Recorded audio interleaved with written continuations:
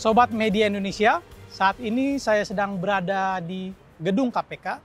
Saya akan mewawancarai Ketua Sementara KPK, Nawawi Pomolango. KPK saat ini diibaratkan dengan ironi ikan sudah busuk mulai dari kepala hingga ekor. Lalu bagaimana Ketua KPK Sementara Nawawi Pomolango menanggapi hal tersebut? Saya juga akan mengajak Sobat Media Indonesia untuk menggali lebih jauh pasca komitmen atau deklarasi 3 pasangan calon presiden, calon wakil presiden terhadap pemberantasan anti korupsi. Ikuti.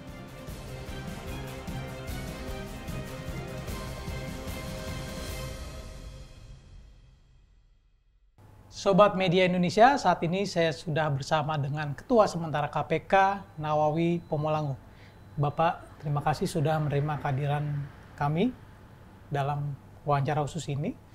Bagaimana kabar, Pak? Alhamdulillah baik.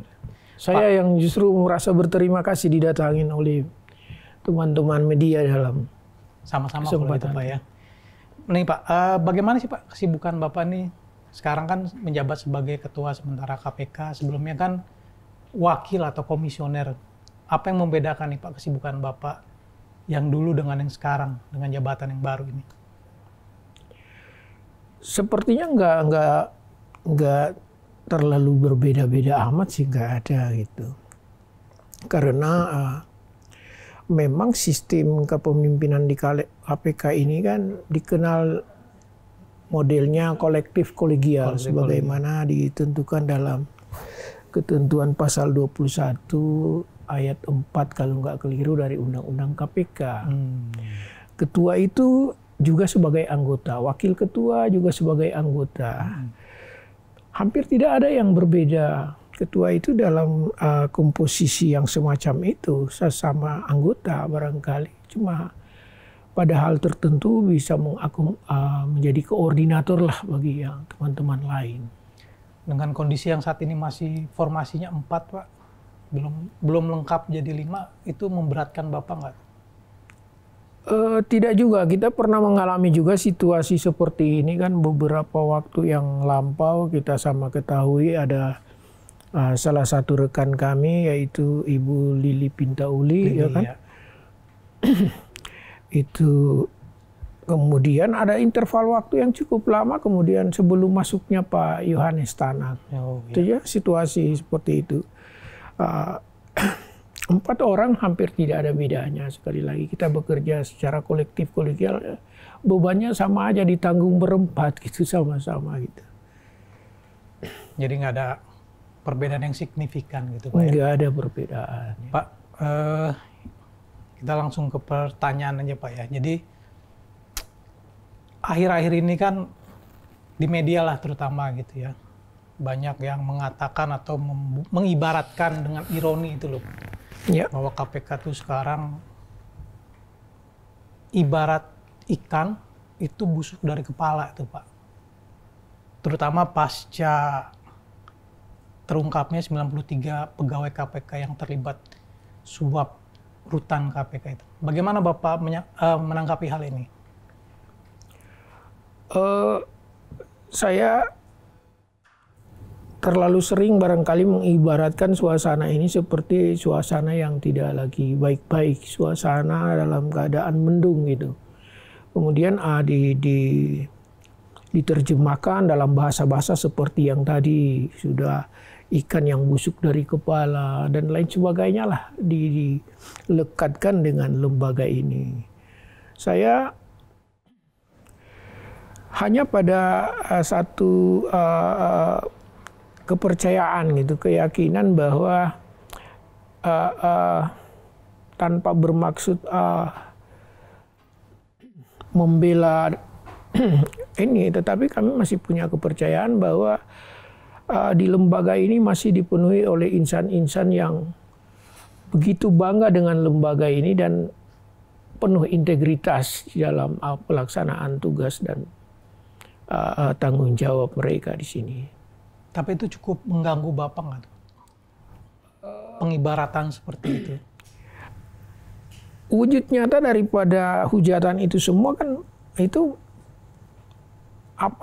tergerusnya rasa kepercayaan masyarakat terhadap lembaga kan. Dengan sendirinya tentu kan sangat mempengaruhi. Lembaga ini dilahirkan dari tuntutan reformasi. Kekuatan penyangga dari lembaga ini, ruhnya lembaga ini adalah kepercayaan publik gitu. Dan ketika itu tergerus, ya rasanya seperti bangunan yang dalam kondisi goyah gitu. Dan kita harus saya katakan tadi bahwa saya masih meyakini seluruh insan KPK masih punya rasa kebanggaan, semangat untuk motivasi untuk kemudian tetap mempertahankan lembaga ini, insya Allah dengan kerja-kerja yang lebih berkualitas ke depannya. Dan itu kita harapkan dengan kerja-kerja yang lebih berkualitas itu bisa sedikit kemudian menumbuhkan rasa kepercayaan masyarakat kembali pada lembaga ini. Selain itu Pak, mungkin ketika Bapak dilantik di istana itu kan Bapak juga mengatakan ingin memulihkan kembali itu Pak ya, kepercayaan. Kira-kira langkah konkretnya nih Pak dengan sisa waktu setahun lagi mungkin Pak akhir di 2024 ini Pak ya. Langkah konkret yang Bapak sudah susun strategi untuk memulihkan kembali kepercayaan tadi itu Pak. Pertama saya ingin sampaikan bahwa status ketua sementara ini kan bisa berakhir mungkin minggu depan berakhir. Nah, mungkin 2 minggu depan berakhir. Ya kita kan nggak bisa tahu, semuanya kan ada pada pemerintah dan DPR menyikapi kekosongan pimpinan. Makanya itu dilekatkan kepada kami ketua sementara. Tetapi kita bicara dalam kelembagaan, saya pikir dengan itu kita bicara apa sih langkah-langkah ke depannya. Lembaga ini memiliki arjak ya, arah kebijakan yang kita sudah susun yang didasarkan pada renstra 5 tahunan.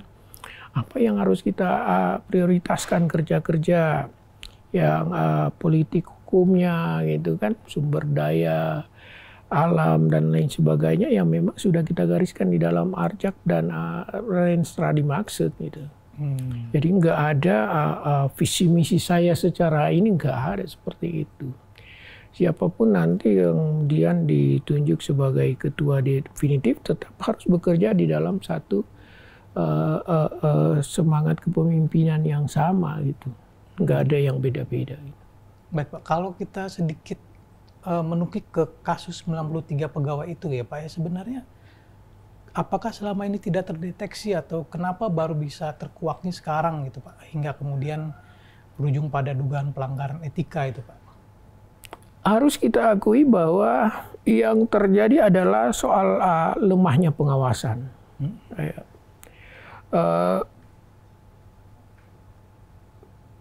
Lemahnya pengawasan dan itulah kita harus mengakui juga eksistensi keberadaan Dewas gitu. Ya itu menjadi bagian kemudian kenapa ini menjadi terangkat. Kita tidak menuding bahwa situasi ini mungkin saja telah terjadi pada sebelumnya, tetapi dari data yang dimunculkan oleh Dewas memang ada praktek itu ada yang sudah berlangsung dari 2018. Seperti itu barangkali itu catatan yang di ini. Dan lembaga ini tidak hanya menunggu apa yang nanti dihasilkan oleh Dewas, kita juga sementara melakukan penyelidikan melihat soal pertanggungjawaban pidana korupsinya kalau memang harus kita ini kan, dan itu ada pada tahap penyelidikan gitu. Baik, tadi kan Anda mengatakan itu faktornya salah satunya karena lemahnya pengawasan. Lemahnya pengawasan. Kira-kira siapa sih Pak yang bertanggung jawab agar pengawasan ini tidak lemah lagi? Atau bagaimana menutup lubang ini gitu Pak? Tentu saja dengan kita mau melakukan meminta. Kita memiliki inspektorat di sini ya. Kita meminta untuk lakukan kajian seperti apa dalam upaya pengetatan pengawasan yang mungkin bisa kita lakukan. Ya. Belakangan ini kami misalnya pimpinan mulai mencoba membagi juga, meluangkan waktu untuk sekali-sekali untuk melakukan semacam sidak di kemarin dengan Pak Yohanes Tanak sudah kita coba lakukan baru di satu tempat seperti apa, hal-hal apa yang kita temui di sana dan lain sebagainya. kita evaluasi soal sistem pengawasan rutan ini untuk menutupi kelemahan pengawasan yang kita temukan dari munculnya case 93 teman-teman yang sekarang disidangkan oleh Dewas ini. Baik, Pak. Selain yang menarik atau yang lagi ramai selain soal 93 itu kan beberapa waktu lalu KPK menggelar paku integritas itu, Pak, dengan mengundang 3 pasang calon presiden dan calon wakil presiden. Nah, setelah ketiga pasang ini mendeklarasikan atau menyatakan komitmennya, bagaimana KPK melihat itu? Sebenarnya giat yang kita laksanakan kemarin dengan mengundang 3 pasangan capres-cawapres itu bagian daripada program yang memang sudah dilaksanakan oleh KPK, yaitu program paku integritas. Itu sebelum mereka pasangan capres-cawapres itu, sebelumnya kita sudah mengundang juga beberapa penyelenggara negara seperti menteri-menteri dan pasangannya, itu para pejabat eselon 1 di kementerian lembaga, ada juga para pejabat gubernur, bupati, wali kota, kita undang dalam kegiatan paku integritas itu. Nah, mumpung kemarin sekarang ini lagi kaitannya dengan pelaksanaan Pilpres, kita menganggap ini sangat baik kalau kita mengundang ketiga pasangan ini dan kita mencoba mendengarkan dari mereka konsep pemberantasan korupsi yang barangkali kedepannya akan mereka jalankan manakala terpilih. Di samping itu juga kita memanfaatkan forum kemarin itu untuk menyampaikan persoalan apa saja yang kita lihat dari lembaga ini mengenai pemberantasan korupsi itu di negeri kita ini gitu. Kita sampaikan kepada mereka, kita mendengarkan respon mereka terhadap apa saja yang bisa dilakukan. Termasuk di sini bukan hanya konsepsi pemberantasan korupsi, tetapi bagaimana penguatan lembaga KPK ini, regulasi-regulasi mengenai pemberantasan korupsi yang di sana sini masih menyimpan sejumlah ketidaksempurnaan, belum adanya pengaturan beberapa instrumen ketentuan pidana yang seharusnya ada. Regulasi seperti rancangan undang-undang perampasan aset, pembatasan uang cartal, ada ketentuan pidana seperti illicit enrichment, itu penambahan kekayaan secara tidak wajar. Padahal itu ketentuan semacam itu kan begitu kita perlukan untuk mempaketkan dengan LHKPN itu. Tapi itu belum ada sampai sekarang. Ada trending influence, jual beli pengaruh jabatan itu belum ada di kita semua. Nah, gimana sikap nanti beliau-beliau itu manakala menjadi terpilih menjadi pucuk pimpinan di negara ini terhadap pengaturan yang belum sempurna dimaksud. Itu yang kita harapkan sebenarnya. Jadi nggak terlalu penting apa yang ini, tetapi komitmen mereka yang diucapkan di hadapan masyarakat. Gitu. Kalau Bapak mewakili sebagai institusi dari 3 pasang ini, Pak, yang paling memenuhi komitmen itu yang mana, Pak? Atau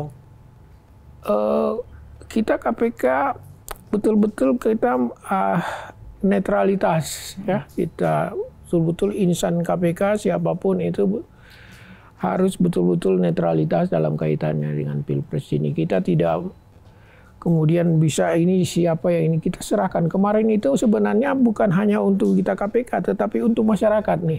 Siapa yang lebih komitmen dengan soal pemberantasan korupsi di negeri ini, dan mereka gitu, bukan pada lembaga ini.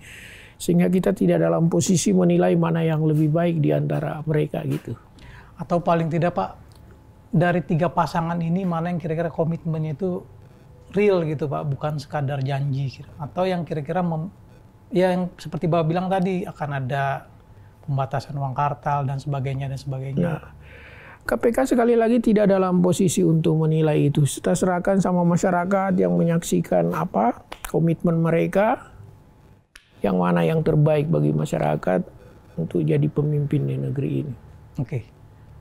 Beberapa hal yang menarik kan dari kalau dirangkum gitu Pak, dari 3 pasang calon itu yang mereka deklarasikan paling tidak adanya revisi Undang-Undang KPK, kemudian menjadikan KPK sebagai institusi independen, kemudian mengubah sistem perekrutan pejabat KPK, percepatan RUU perampasan aset, serta memiskinkan koruptor. Nah, kalau Bapak sendiri setuju nggak sih Pak sama revisi Undang-Undang KPK gitu? Debat mengenai undang-undang KPK kan sudah terlalu banyak gitu materinya. Kita tidak lagi sekarang ini dalam debat itu. KPK kemarin justru melihat dari sisi regulasi yang ulang, justru pada undang-undang tindak pidana korupsinya gitu. Undang-Undang 3199 yang telah dibarui dengan Undang-Undang 20 2001, itu yang kami lihat belum mengakomodir segala hal yang sebenarnya direkomendasikan oleh UNCIC 2003. Ya, itu yang saya sebutkan tadi, beberapa instrumen yang belum dipenuhi oleh Undang-Undang Tipikor kita. Jadi kita mungkin yang lebih harus disikapi adalah Undang-Undang Tindak Pidana Pemberantasan Korupsi itu sendiri. Gitu. Jadi harapannya adalah siapapun nanti yang terpilih, proses legislasinya untuk memperbaiki instrumen ketentuan mengenai undang-undang yang berkaitan pemberantasan korupsi itu harus menjadi komitmennya. Ya. Kemudian kalau penguatan lembaga, ya kami kemarin menyebutkan bahwa dalam kaitannya dengan betul-betul selektif misalnya dalam pemilihan kepemimpinan itu telah kami sebutkan juga. RK itu kan ada dalam domain presiden nanti gitu. Presiden terpilih nanti yang akan membentuk panitia seleksi, kemudian panitia seleksi itu memilih, kemudian diserahkan pada presiden, diserahkan pada DPR, dan selanjutnya betul-betul itu didasari pada tingkat selektif yang tinggi dengan memperhatikan juga suara-suara masyarakat. Tadi kan Anda menyebutkan bahwa sudah tutup buku lah istilahnya dengan debat revisi KPK, Undang-Undang KPK ini Pak. Tapi harus diakui bahwa persepsi publik KPK ini melemah sejak adanya revisi ini gitu Pak. Nah sebenarnya idealnya KPK ini tetap berada di bawah langsung garis komando presiden atau tetap independen seperti dahulu di era-era terakhir Ketua KPK Agus Raharjo mungkin Pak? Artinya apa? Ada situasi yang kita temukan sekarang itu kan terjadi juga dalam situasi pada waktu-waktu yang lampau juga gitu. Dengan di bawah istilah garis, tadi apa istilah yang digunakan di bawah garis komando presiden. Garis komando. Sebenarnya yang dirumuskan di situ adalah kalau kita lebih cermati, KPK adalah lembaga dalam rumpun kekuasaan eksekutif. Penggunaan istilah yang ditampilkan itu dalam rumpun kekuasaan eksekutif, bukan menjadi apa, tidak bisa kita bahasakan dalam garis komando semacam itu juga. Kemudian ada pernyataan-pernyataan selanjutnya di dalam itu masih sama rumusannya dengan 30/2002.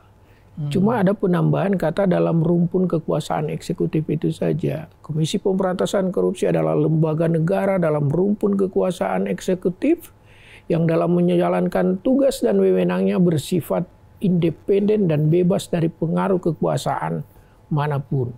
Sama redaksinya, cuman dimasukkan ke dalam rumpun kekuasaan eksekutif. Soal kecurigaan mengenai ada intervensi dan lain sebagainya sebenarnya harus kembali kepada integritas kepemimpinan di lembaga itu sendiri. Mau nggak yuk diintervensi atau apa? Mau kembali kepada kita aja gitu. Sejauh ini belum pernah ada rasanya ada yang melakukan intervensi terhadap tugas-tugas yang kita coba jalankan gitu. Dan lembaga ini kan lembaga yang betul-betul dalam pandangan yang tak terlepas dari ini masyarakat gitu. Terkait intervensi nih Pak, sedikit flashback waktu itu mantan Ketua KPK Agus Raharjo mengatakan sempat dipanggil ke istana gitu kan untuk menghentikan kasus Setia Novanto IKTP. Cuman kan itu terjadi saling bantah, yang kemudian kita tidak bisa memvalidasi siapa yang benar, siapa yang salah gitu. Tapi anggapan publik mungkin mendukung bahwa memang benar ada intervensi supaya kasus IKTP itu dihentikan. Nah, itu terungkapnya sesudah Pak Agus selesai dari Ketua KPK. Tapi kalau sekarang benar Pak, tidak pernah misalnya Presiden Jokowi mengintervensi Bapak gitu untuk menghentikan kasus-kasus tertentu misalnya Pak.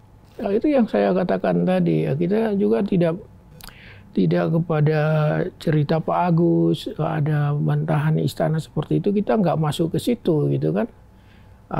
Berargumen terhadap hal yang tidak jelas kebenarannya seperti itu, kita tidak masuk ke situ. Tetapi sejauh kami di sini, saya hampir udah 4 tahun lebih lah. Kemarin ditambah jadi setahun lagi. Rasanya nggak pernah ada bentuk intervensi yang dimaksudkan seperti itu. Dipanggil ke istana gitu untuk menghentikan kasus tertentu nggak pernah ada Pak ya? Rasanya berpikir juga kalau sampai ada yang seperti itu. Sekali lagi saya katakan kan lembaga ini terus dalam pengawasan, pengamatan dari masyarakat gitu. Hal yang semacam itu.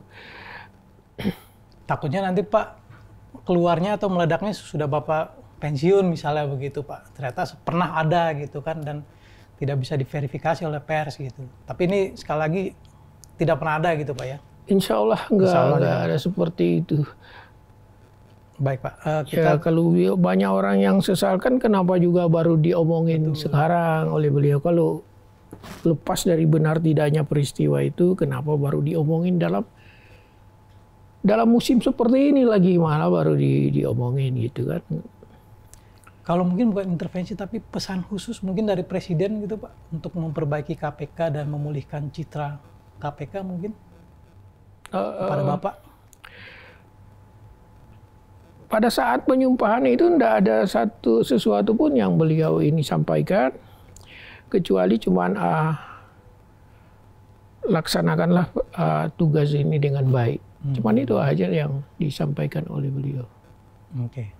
Kita merasa diapresiasi juga oleh Presiden. Lain kaitannya adalah kemarin kita menyelenggarakan kegiatan Hakordia dan itu Presiden bersedia untuk datang kemudian menyampaikan pandangannya tentang kerja-kerja lembaga di dalam pada saat pelaksanaan Hakordia itu dalam situasi lembaga yang kebetulan lagi yaitu lagi yang seperti saya sebutkan tadi dalam situasi lembaga dalam musim mendung, tapi beliau tetap masih memberikan apresiasi gitu. Saya pikir itu satu bentuk dukungan dari beliau terhadap lembaga ini. Baik. Untuk yang pertanyaan selanjutnya Pak, ada temuan dari PPATK itu loh Pak, bahwa ternyata yang menyerahkan laporan hasil analisis terkait dana kampanye ilegal digunakan dalam kampanye, sejauh ini progresnya sudah seperti apa itu? Kita kan punya prosedur operasional baku mengenai penanganan laporan semacam itu. Sekarang tahapannya masih ada di Direktorat PLPM ya untuk dilakukan telaah gitu. Biasanya mereka sudah coba connect dengan teman-teman di Direktorat Penyelidikan. Kita masih menunggulah seperti apa telaah yang dilakukan oleh teman-teman dari Direktorat PLPM itu. Oke, kalau temuan PPATK lainnya Pak soal proyek strategis nasional yang ternyata itu masuk ke kantong pribadi. Kalau yang itu belum ada justru di kami. Malah belum ada. Yang PSN itu belum ada di kami. Kami percaya bahwa PPATK itu nanti yang akan dilimpahkan kepada kami. Selama ini yang mereka tahu memang itu merujuk kepada penyelenggara negara, ada penyelenggara negara di situ dan itu memang tipikor dan lain sebagainya. Itu yang dia lemparkan ke kita, nggak semua hasil apa dia ke kita. Terkecuali hal yang dia lihat di situ ada anasir penyelenggara negara dan atau paling tidak bahwa itu merupakan ada indikasi tindak pidana korupsi di dalamnya. Gitu. Oke Pak. Nah, yang tak kalah menariknya juga nih Pak soal perburuan Harun Masiku nih Pak. Ini sudah sejauh mana nih kabarnya? Terakhir katanya ke Filipina tapi nggak ada begitu. Iya, saya sulit untuk meyakinkan bahwa memang kita berusaha untuk nyari yang bersangkutan. Kita percaya, orang bilang bahwa pernah pada awal-awal masih setahunan Harun Masiku itu orang bilang kalau kalian bisa tangkap paling tidak setengah dari persoalan KPK bisa tertutupi, sampai seperti itu orang. Kita berusaha nyari, tetapi memang kita belum ketemu gitu dengan itu. Kita ingin betul-betul memastikan yang bersangkutan itu masih ada, atau juga memastikan kekhawatiran dari teman-teman apa kemarin yang khawatir bahwa yang bersangkutan misalnya sudah meninggal dan sebagainya. Langkah-langkah pencarian terus kita lakukan. Terakhir ya memang kita sempat datang ke sana untuk mengecek karena ada informasi yang menyebutkan yang bersangkutan ada di sana. Sekecil apapun informasi dari masyarakat kita. Sampai-sampai kita bela-belain kalau ke daerah itu, saya sempat kalau bisa teman-teman nempelin lah wajah-wajah ini, siapa tahu ada. Terus supaya pencarian kita terus lakukan. Tapi memang saat ini belum ada. Gitu. Ada batas waktu gitu Pak? Tidak juga. Kita kan menghitung-hitung soal kemungkinan kemarin disarankan udahlah ajukan aja ini perkara ini dengan model peradilan in absentia. Ya kita cukup ini. Segala kemungkinan terbukalah untuk itu. Hanya untuk mengajukan ini dalam satu persidangan yang in absentia, kami pikir belum terlalu urgen amat gitu, ya belum terlalu mendesak amat. Konsepsi peradilan atau persidangan in absentia itu sebenarnya kalau kita baca pasal 38 ayat 1 dari Undang-Undang Pemberantasan Korupsi, itu lebih ditujukan kepada misalnya ada seorang tersangka yang melarikan diri seperti ini DPO tetapi meninggalkan aset-aset yang banyak gitu. Punya aset yang banyak seperti kemarin pernah ada Edi Tansil. Ya ada aset-asetnya lah yang masih sulit ditentukan bagaimana mengembalikan kerugian negara. Biasanya dalam konteks kasus yang demikian kita kemudian menerapkan sidang in absentia. Ya udah tanpa hadirnya dia tetapi kita mendapatkan aset-aset itu. Nah, ini sedikit berbeda dengan case Harun Masiku gitu. Tidak dalam model yang sama gitu. Dalam case ini kan kita tidak dalam upaya aset recovery terhadap apa yang dia sudah peroleh. Tidak seperti itu dalam kasus Harun Masiku ini. Jadi kita pikir belum ada urgensi untuk menyidangkan perkara ini secara in absentia gitu. Tetapi apapun itu yang dilakukan oleh teman-teman Maki kemarin, kita pandang itu sebagai bagian kepedulian teman-teman Maki gitu terhadap KPK maupun terhadap upaya pemberantasan korupsi. Mungkin bukan di titik tolaknya mungkin bukan di aset recovery Pak, tapi bagaimana kalau ini dijadikan sidang in absentia bisa menyeret orang-orang kuat di belakang Harun Masiku. Mungkin juga arahnya itu bisa ke situ gitu Pak. Kalau peradilan in absentia ini bisa digelar gitu Pak. Penanganan perkara di KPK ini tidak pada sisi-sisi yang seperti Mas sebutkan tadi. Penegakan kita ini tertuju kepada kepastian hukum yang kita lakukan dengan penegakan hukum itu sendiri. Artinya kan korupsi juga tadi sempat Bapak katakan bisa jual beli pengaruh kan demikian Pak. Tidak hanya aspek aset gitu Pak. Itu yang tadi sempat saya terpikir. Konteksnya berbeda dengan yang saya maksudkan dalam kaitannya dengan melakukan persidangan ini secara in absentia gitu. Tidak sama sekali kemudian penegakan hukum itu karena kita mencari orang-orang ada tidak di belakang, tidak sampai sejauh itu. Jadi arahnya belum ke arah situ gitu. Tadi kan Bapak sempat menyebutkan bahwa kegiatan paku integritas ini juga dilakukan dengan mengundang menteri, dengan mengundang pejabat kepala daerah. Namun faktanya gitu ya, OTT terhadap kepala daerah masih juga terjadi, bahkan kepala daerah yang mungkin telah mengikuti acara itu loh Pak. Kira-kira apa yang salah atau apa yang bisa menyebabkan ini sampai terjadi? Sudah mengikuti ini pertanyaan ini kayak mirip-mirip dengan pernyataan Presiden ketika Hakordia. Beliau sampaikan, ini barangkali negara yang paling banyak nangkap pejabatnya, tapi kok masih gini-gini terus gitu ya. Tentu ada evaluasi terhadap metode pencegahan, penindakan dengan pendidikan yang dijalankan itu sendiri. Ya, tak kira evaluasi itu tetap perlu kita lakukan gitu. Setiap giat-giat penindakan itu harus dilanjut dengan upaya-upaya pencegahan yang harus kita lakukan. Itu yang memang sepertinya belum terlalu ini dalam kerja-kerja kita selama ini gitu. Misalnya pada di sebuah kabupaten, bupati ini kok bisa sampai 2-3 kali bupati di satu tempat kita ambil. Itu kita harus mengakui bahwa barangkali metode pencegahannya yang kita gagal untuk jalankan gitu. Harusnya kita bisa masuk di situ. Setiap giat penindakan itu sedapat mungkin memang ada langkah-langkah pencegahan yang kemudian kita harus lakukan di dalamnya. Ada penindakan, ada pencegahan. Ada pencegahan di dalamnya. Baik Pak,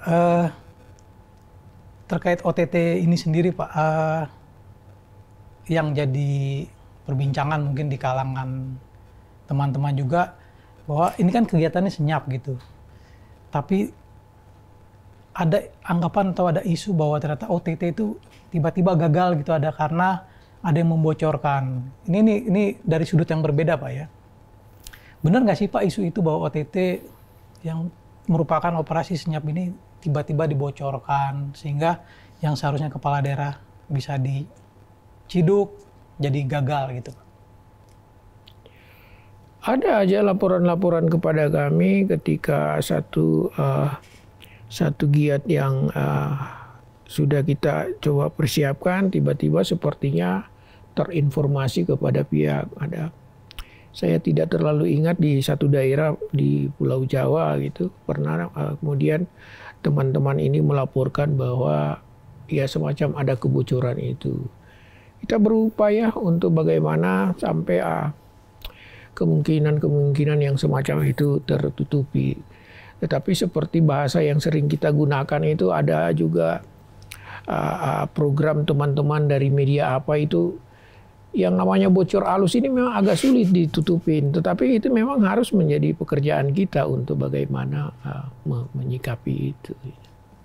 Tapi terduganya Bapak bisa mendeteksi nggak nih siapa sih kira-kira oknum yang sampai membocorkan ini? Inspektorat kami terus bekerja mengenai soal ini, tentu saja dengan bersama-sama dengan kita sampaikan juga keluhan ini kepada Dewan Pengawas dan beliau-beliau meminta kita untuk lebih seperti kemarin-kemarin kalau expose itu penindakan itu. Kemarin-kemarin orang bisa membawa apa saja, handphone apa semua.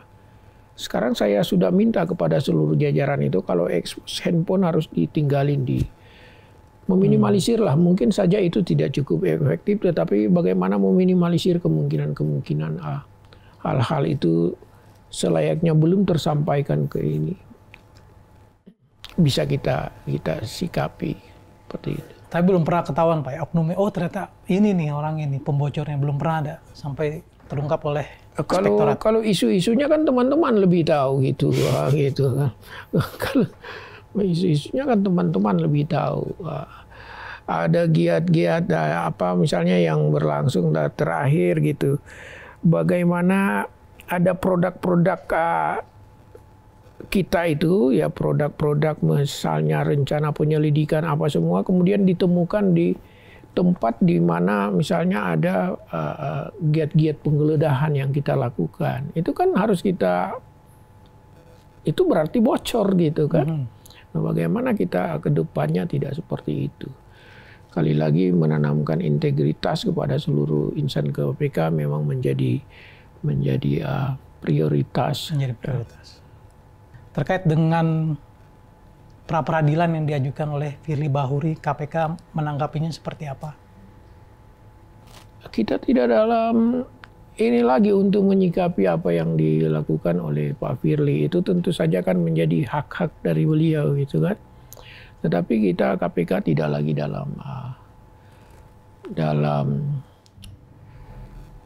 situasi untuk ikut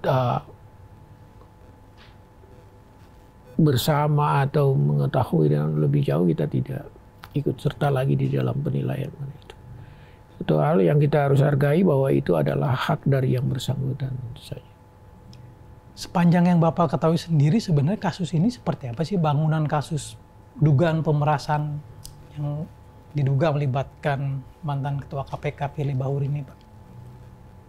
Ya, saya malah dapat berita itu lebih banyak kalau membaca dari media aja gitu. Tapi kalau secara personal mungkin pernah diskusi kan gitu, Pak? Tidak juga. Tidak banyak hal yang saya ketahui dari apa yang sekarang dihadapi oleh beliau seperti itu. Kalau ini Pak, yang kabarnya ada 2 komisioner juga yang disebut-sebut akan terseret juga itu Pak, menjadi tersangka, mungkin sudah masuk ke kantong Bapak informasi ini? Saya membaca juga dari media itu. Malah saya sedikit